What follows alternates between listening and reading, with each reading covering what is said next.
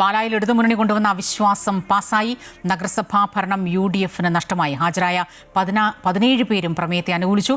Vote ചെയ്തവരിൽ whip ലംഘിച്ചെത്തിയ 4 Congress കൗൺസിലർമാരും ഉണ്ട്. പുറത്തായത് രാജ്യത്തെ ഏറ്റവും പ്രായം കുറഞ്ഞ ചെയർപേഴ്സണാണ്. പ്രശാന്ത് ജോസഫ് ചേർന്നു ഏറ്റവും പുതിയ വിവരങ്ങൾ നൽകാനായി. ആദ്യം തന്നെ പറയട്ടെ പ്രശാന്ത്, രാജ്യത്തെ ഏറ്റവും പ്രായം കുറഞ്ഞ നഗരസഭാ അധ്യക്ഷ എന്ന പേരിലായിരുന്നു ദിയ ബിനു പുളിക്കക്കണ്ടം അന്ന് തിരഞ്ഞെടുക്കപ്പെട്ടപ്പോൾ അറിഞ്ഞത്. പക്ഷേ അന്ന് അത് എങ്ങനെയാണ് പാലയിൽ നഗരസഭയിൽ അവരെ എത്തിയത് എന്നതാണ് ഏറ്റവും കൗതുകകരമായ കാഴ്ച. പക്ഷേ ഏറ്റവും പ്രധാനമായി ഇപ്പോൾ പറയേണ്ടി വരുന്നത് ഒരു സ്വതന്ത്ര കൂട്ടായ്മയിൽ നിന്ന് നഗരസഭ ഭരിച്ചിരുന്ന, കോൺഗ്രസ് പിന്തുണയോടുകൂടി ഭരിച്ചിരുന്ന ആ കൂട്ടായ്മ ദിയ ബിനു പുളിക്കക്കണ്ടം കുടുംബ കൂട്ടായ്മയുടെ പേരിൽ അങ്ങനെ പക്ഷപാതപരമായി എടുത്ത ചില തീരുമാനങ്ങളുടെയൊക്കെ പേരിൽ, ആരോപണങ്ങളുടെ പേരിൽ നഗരസഭാധ്യക്ഷ സ്ഥാനത്ത് നിന്നും പുറത്തേക്ക് പോകുന്നു.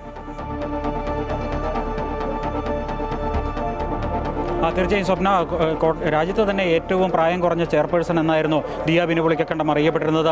ആ ദിയ ബിനു പുളിക്കക്കണ്ടം ഇന്ന് നടന്ന അവിശ്വാസ പ്രമേയ ചർച്ചയിൽ, അവിശ്വാസ പ്രമേയ വോട്ടെടുപ്പിൽ പുറത്തായിരിക്കുന്നു. ഇപ്പോൾ നമ്മോടൊപ്പം നഗരസഭയുടെ പ്രതിപക്ഷ നേതാവ്, അവിശ്വാസ പ്രമേയം കൊണ്ടുവരുന്നതിന് മുന്നിട്ട് നിന്നിരുന്ന നഗരസഭയുടെ പ്രതിപക്ഷ നേതാവായ ബിജു പാലിപ്പടവൻ ചേരുകയാണ്. ഇപ്പോൾ പ്രതിപക്ഷം കൊണ്ടുവന്നിരിക്കുന്ന അവിശ്വാസം വിജയിച്ചിരിക്കുന്നു. ഏതായാലും വലിയ ആത്മവിശ്വാസം തന്നെയായിരുന്നു ആദ്യം തന്നെ ഉണ്ടായിരുന്നത്. അപ്പോൾ ഇനി എങ്ങനെയാണ് മുന്നോട്ടുള്ള കാര്യങ്ങൾ? ഇതിനെ സംബന്ധിച്ച് കാലം കാത്തുവെച്ച ഒരു കാവ്യനീതിയാണ്. ഞങ്ങൾ കഴിഞ്ഞ നിയമസഭാ ഇലക്ഷന് MLAയും MP-യും ജോസഫ് ഗ്രൂപ്പും ഏതെങ്കിലും തരത്തിൽ ജയിക്കുന്നതിന് വേണ്ടി ഈ കുടുംബ കൂട്ടായ്മയായിട്ട് ചേർന്ന ഒരു അവിശുദ്ധ കൂട്ടുകെട്ടാണ്. ഈ അവിശുദ്ധ കൂട്ടുകെട്ടാണ് ഇവിടെ പൊളിഞ്ഞിരിക്കുന്നത്. അപ്പോൾ സ്വാഭാവികമായിട്ട് ഞങ്ങളെ സംബന്ധിച്ച് നേരത്തെ സൂചിപ്പിച്ച പോലെ ഞങ്ങൾ വളഞ്ഞ വഴി കൂടെ ഭരണം പിടിക്കാനല്ല, ഞങ്ങളെ സംബന്ധിച്ച് നീതിക്ക് വേണ്ട പോരാട്ടത്തിൽ ഞങ്ങൾ അവിശ്വാസം ആദ്യം പറഞ്ഞത് ഞങ്ങളല്ല. അവിശ്വാസം കോൺഗ്രസ്, പാലായിലെ കോൺഗ്രസ് ഒറ്റക്കെട്ടായിട്ട് പറഞ്ഞു. അതിനുശേഷം ഞങ്ങളെ സംബന്ധിച്ച് ഒരു ധാർമ്മിക ഉത്തരവാദിത്വം പ്രതിപക്ഷ നിലയിൽ ഉള്ളതുകൊണ്ട്, ഞങ്ങൾ കോറമുള്ളതുകൊണ്ടും ഞങ്ങൾ അവിശ്വാസത്തിന് നോട്ടീസ് കൊടുത്തു. അപ്പോൾ ധാർമ്മികമായ പിന്തുണ, അതായത് നീതിക്ക് വേണ്ടിയുള്ള പോരാട്ടത്തിൽ 17 പേര് പങ്കെടുത്തു. ആ 17 പേര് പങ്കെടുത്തുകൊണ്ട് അവരാരുമായിട്ട് സഹകരിച്ചു പോകുന്നത് ഞങ്ങൾക്ക് ബുദ്ധിമുട്ടില്ല. ഏതായാലും ഒരു ചെയർപേഴ്സൺ തെരഞ്ഞെടുപ്പ് വരും. ആ ഒരു ഘട്ടത്തിൽ LDFിൻ്റെ അല്ലെങ്കിൽ കേരള കോൺഗ്രസ് എമ്മിൻ്റെ ഒരു നിലപാട് എങ്ങനെയായി? കേരള കോൺഗ്രസ് എമ്മിൻ്റെ നിലപാട് നേരത്തെ തന്നെ പറഞ്ഞു കഴിഞ്ഞു.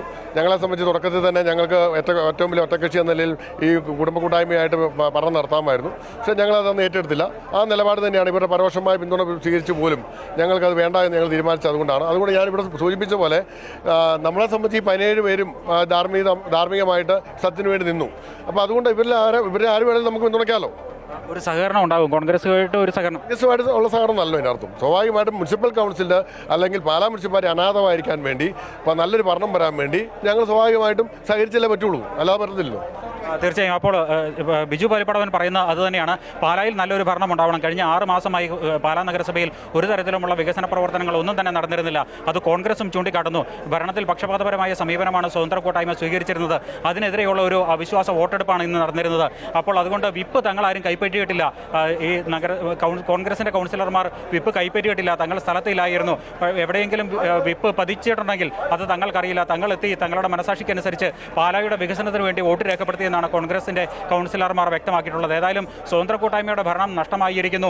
ഇനി അടുത്ത ഘട്ടത്തിലേക്ക് എന്ത് എന്നുള്ള ഒരു ചോദ്യത്തിന് മറുപടിയായി കോൺഗ്രസിൻ്റെ ഇന്ന് ഈ ചർച്ചയിൽ പങ്കെടുത്ത കൗൺസിലർമാർ തന്നെ വ്യക്തമാക്കിയിട്ടുള്ളത് ഏതായാലും ഒരു സഹകരണത്തിൽ മുന്നോട്ട് പോകും.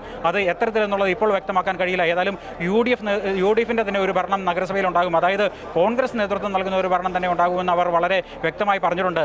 അത് ഒരുപക്ഷെ കേരള കോൺഗ്രസ് എമ്മിൻ്റെ അല്ലെങ്കിൽ ഇടതുപക്ഷത്തിൻ്റെ പിന്തുണയോടെ ആയിരിക്കും. ഏതായാലും സ്വതന്ത്ര കൂട്ടായ്മയെ ഭരണത്തിൽ നിന്നും അകറ്റി നിർത്തുക എന്നുള്ളതാണ് ഈ 2 കൂട്ടരും ഉദ്ദേശിക്കുന്നത്.